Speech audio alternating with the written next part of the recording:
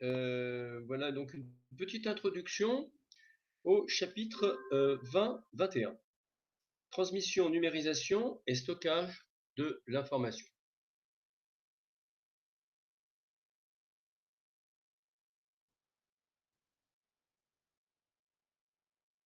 Donc, nous allons dire un petit mot donc, de la transmission, du stockage d'informations et de l'intérêt du numérique dans la vie courante. Donc, la transmission d'informations, c'est quelque chose qui a toujours été fondamental pour le développement des sociétés. Les premiers procédés, et on peut en citer, par exemple des signaux de fumée utilisés par les Indiens d'Amérique, des signaux sonores émis par des tambours ou des tam-tams dans les sociétés africaines d'antan, d'Amérique du Sud, des signaux lumineux et j'en passe. Donc on fait un saut donc au XVIIIe siècle, XIXe siècle, et où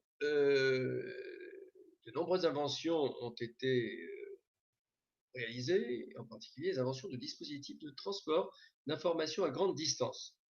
Le télégraphe électrique, par exemple, avec les signaux codés, tels que le morse, le téléphone filaire, donc utilisant comme moyen de transport d'informations de gros fils de cuivre.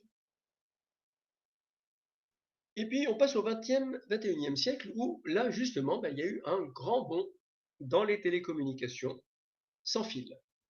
Bon, le radar, la radio, la télévision, Internet, téléphonie mobile, etc. Et j'en passe.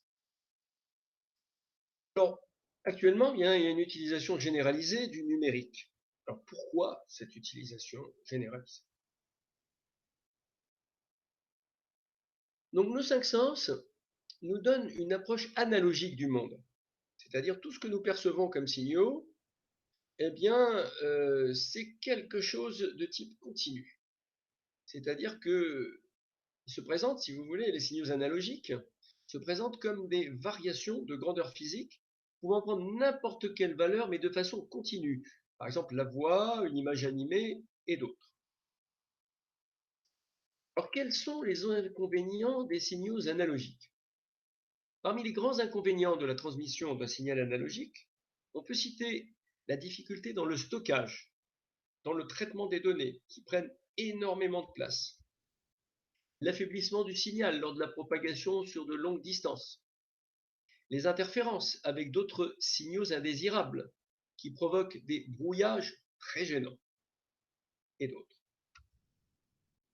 Alors l'intérêt du numérique, bien évidemment, il faut en parler, puisque c'est ce qu'on utilise actuellement. Et pourquoi a-t-on utilisé ça? Parmi les avantages du numérique, on peut citer la possibilité de transmettre d'énormes quantités d'informations à l'aide de supports tels que les fibres optiques à large bande passante, d'éviter des brouillages gênants de signaux.